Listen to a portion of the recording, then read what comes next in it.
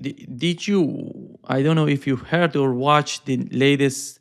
Donald Trump was talking with the press on on Air Force, I think airplane, and he was asked about i- the situation with Venezuela, if that's different from what's going on in the Middle East.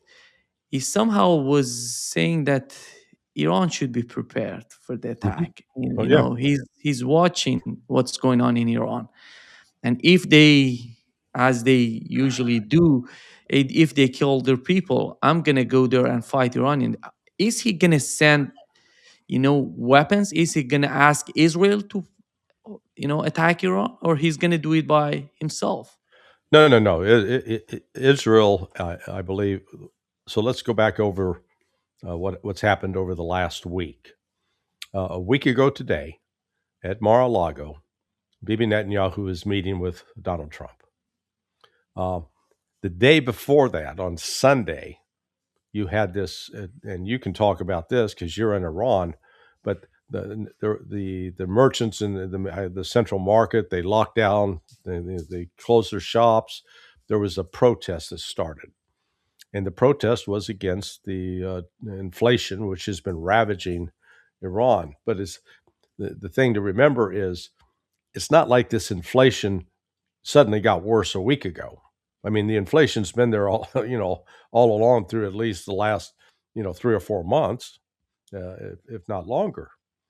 So you get the breakout of these protests, and the protests spread across the country. Now, some want to believe that that was just it's organic, and what I mean by organic is that people woke up one morning and said, damn it, I am so pissed off at this government. I can't live like this. I can't take it anymore. Let's go, go into the streets and begin hollering and said, oh, death to the Ayatollah. Well, that's one way to look at it. Another way to look at it is that there are foreign influences that bring money, and you can buy access with people and say, hey, if you get a group of 100 people together to go protest, to get out in the street and say and protest against the government, here's here's some U.S. dollars for you. I mean, $100 buys you a lot of Iranian currency these days. Uh, and so those protests then were concurrent with Bibi Netanyahu meeting with Trump, seeking permission from Trump to attack Iran again, and building the case, oh, we got to get rid of Iran's ballistic missiles. And throughout the week, as these protests continued, stories started appearing in the Western media saying, "Oh my God, uh, the look at all this strong opposition to the Ayatollah." Now, as you and I had talked about previously, you noted that there is a lot of anger directed at Pezeshkian and his government, and there are elements within the Iranian society that think Pezeshkian's been too accommodating of the West, not being too tough, but too accommodating. Uh, and then all of a sudden, out in Western Iran and Eastern Iran, Baluchistan, out near the Pakistan border, and on the western side, you get some groups emerging with weapons, and they start shooting at Iranian uh, police and security forces, and then so they shoot back. And so it's in that context that you know you get Trump saying, "Oh yeah, you're gonna if you kill those protesters, we're gonna come get you." Yeah, what are you gonna do, Trump? Uh, this is all orchestrated, in my view, and it's orchestrated not so much to create conditions in Iran that will foster a collapse of the government, but to create a narrative in the West that people go, yeah, yeah, we need to intervene to support the Iranian people, and some more regime change, and that's what's going on, I believe. And you're there, you can tell me if you differ, but one of the key groups, um, so you've got the People Mujahideen of Iran, the PMOI, AKA the MEK Mujahideen e Khalq, that no, were originally, the MEC in particular, was a designated terrorist group by the United States because it had carried out attacks in Iran on U.S. military personnel in the past. It killed two or three.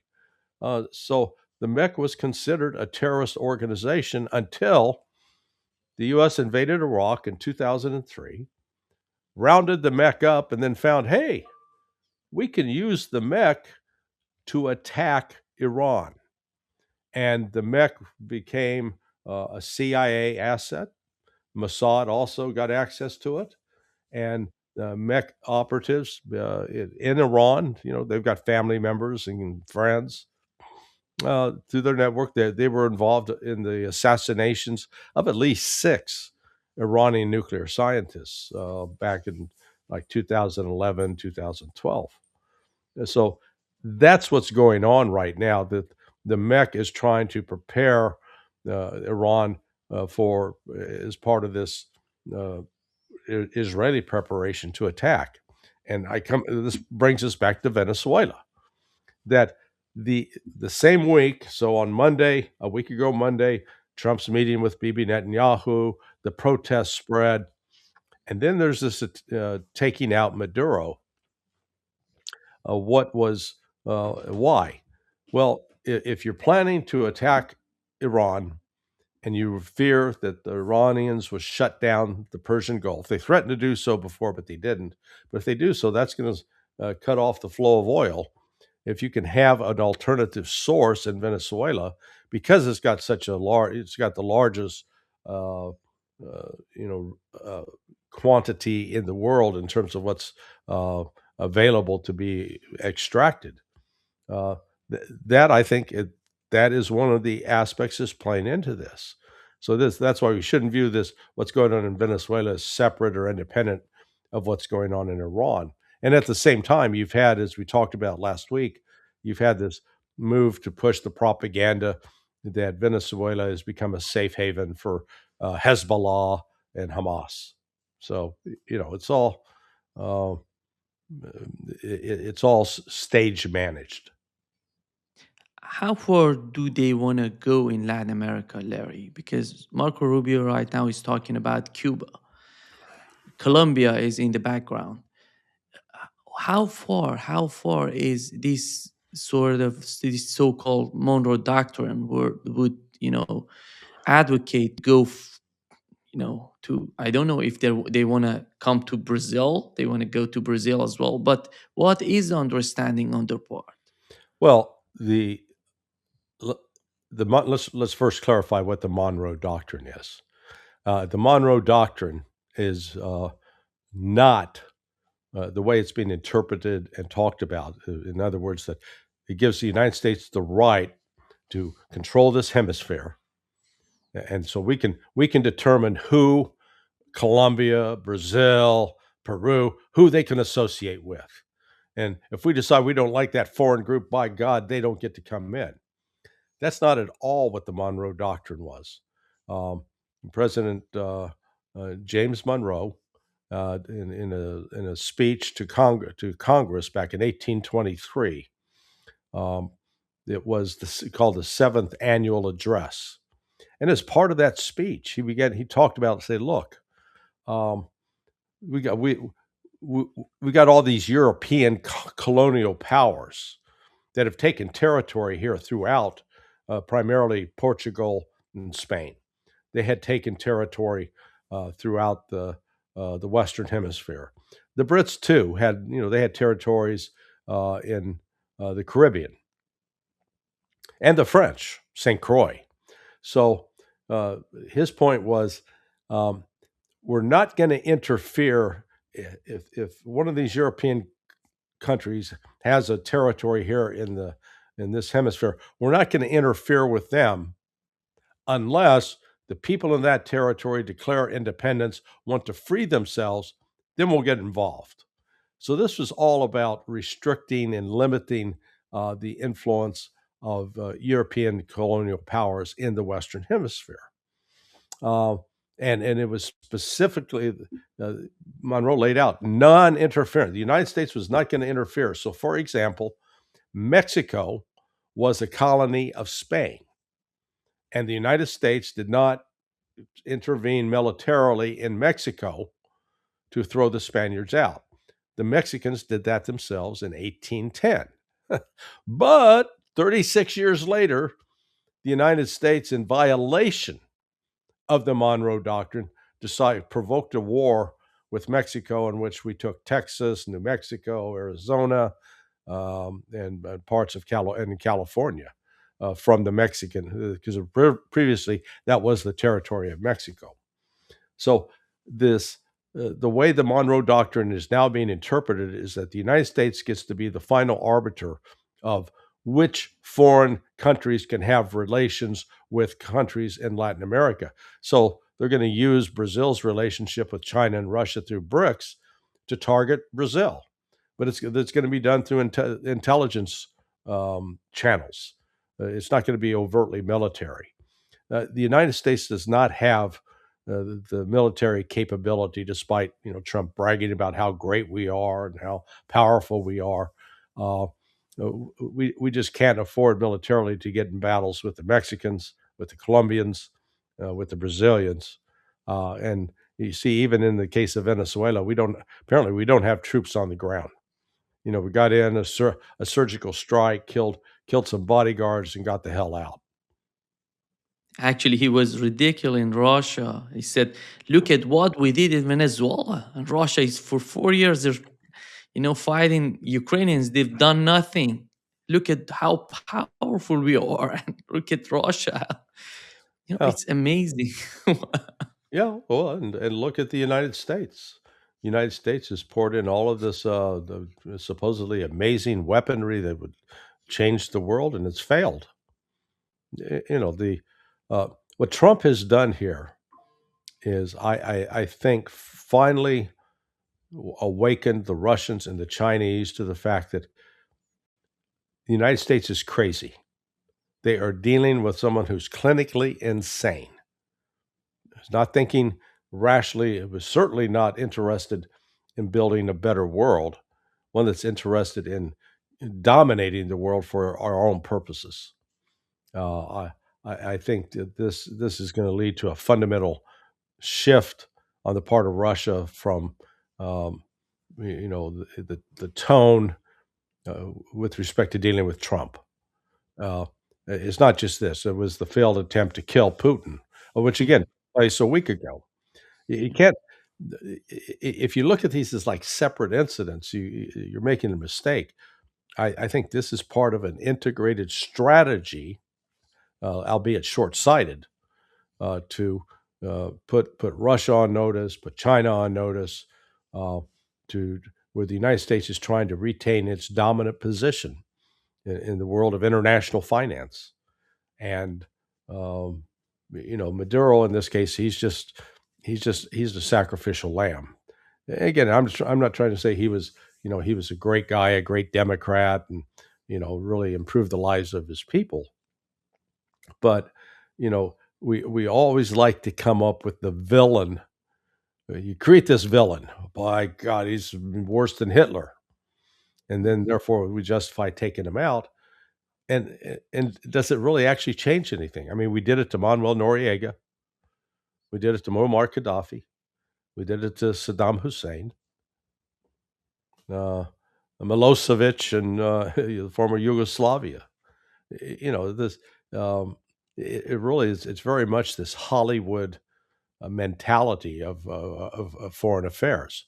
Uh, if you've ever had the chance to go to Hollywood to pitch an idea for a movie or a TV series, one of the very first questions the studio heads will ask, so who's the villain? Who's the villain? Got to have a villain. And so we always create these villains and make sure that, yeah, the problem with Venezuela has been Maduro, or before him Chavez, whereas as opposed, and like Russia, oh, Putin, man, if we just got rid of Putin, boy, by God, things would be better. And it's like, are you shitting me? I mean, really? You think that what's waiting in the wings if Putin disappears is going to be more accommodating and weaker than Putin? That's crazy. Yeah. So um, the West, the West seems to have a death wish and is acting in ways that will be um, potentially devastating for the West, particularly the United States. I think the point with the Trump administration is the energy, and they try to somehow dominate the market by these sort of moves. Look at what has happened in Venezuela, in Iran, the same, yeah, the same mindset. Russia attack on, tankers, attack on infrastructure in Russia. They won't somehow manage the situation with the energy, with the oil, and but even there was an attack, Larry, on the China Myanmar oil pipeline. When you bring all these data in, you see the policy is the neocon policy, but through the lens of the Trump administration. Right. Yeah. And I don't see Russia and China, and even the leadership in Iran, being so dumb to not understand what's going on with this strategy on the part of the Trump administration. Because it's all about the same thing. You can find, different path, different sort of strategy, but the main goal is the same. Well, I think Russia and China have both tried to avoid a confrontation with the United States. And the United States continues to create reasons for them to have a confrontation with the United States. We've in this country we've been blessed by our geographic isolation. In other words, we've got Mexico on the south, Canada on the north, but they don't create any kind of military threat to the United States. And any other country that wants to attack us has to project force across an ocean. And so, but that hasn't stopped us from doing the exact opposite, where we take our military power and use it around the world to the detriment of other countries in order to benefit ourselves. And we've gotten away with it throughout the 20th century. I mean, really, the last sort of skirmish along the southern border with Pancho Villa back in the 1918, 1919. Other than that, the United States has never faced a threat at home, and we really have never paid any kind of price. Haven't seen our cities burned. We haven't seen our neighborhoods leveled like has happened to the people in Gaza, or is happening. The war that we provoked with the Russians is happening across Ukraine. Uh, one of these days, I fear that war will come home to the United States, um, and once the American people start suffering in that way, only then will the United States start become to change its ways. Because up to this point, it's like you can engage in the most risky behavior possible. And as long as you don't suffer any negative consequences, you keep doing it. You got an incentive to keep doing it. And that's what we're seeing in the West, particularly with the United States. We've not paid any kind of price in terms of blood for our wars in Vietnam. Yeah, 58,000. We build a wall, we cry over it. 58,000 is nothing. That many people die every year in a car accident. Okay, and that was 58,000 spread out over 20 years. So it's not a great loss. And similarly, Afghanistan, Iraq. I think maybe the total dead U.S. soldiers from both of those wars was like 4,500, maybe 5,000 over 21 years in Afghanistan. It's nothing. So the um, war has made us. It's been a profitable business in the United States. It's made people very wealthy. Why stop that? So, that's how they view all of this. These wars, starting a war with Venezuela, starting a war with Russia, starting it's a way to make more money. Is the United States gonna achieve what they have in their mind by removing Maduro from power in Venezuela? Has it worked anywhere? I mean, that's been let's go back to, hey, if we just get rid of Mossadegh, boy, we'll have control over Iran and things will be peachy keen. How'd that work out? You got the Ayatollah Khomeini. So, uh, Iraq got rid of get rid of Saddam Hussein. That'll magically change it. In Panama, they got rid of Manuel Noriega, but Noriega was succeeded by corrupt governments that were, you know, involved with drug trafficking and other things. So this uh, outside interference to try to alter the course of policies in these particular countries, I don't see. There's not a single instance you can point to where it's turned out successfully, or the success is, like Vietnam has turned out well, not because of U.S. intervention, or let's say as a reaction to U.S. intervention, it has turned out well. They become rich, but it wasn't because of U.S. policy that made them rich. It was defeating the United States and then being able to have some self determination. That's how they got rich.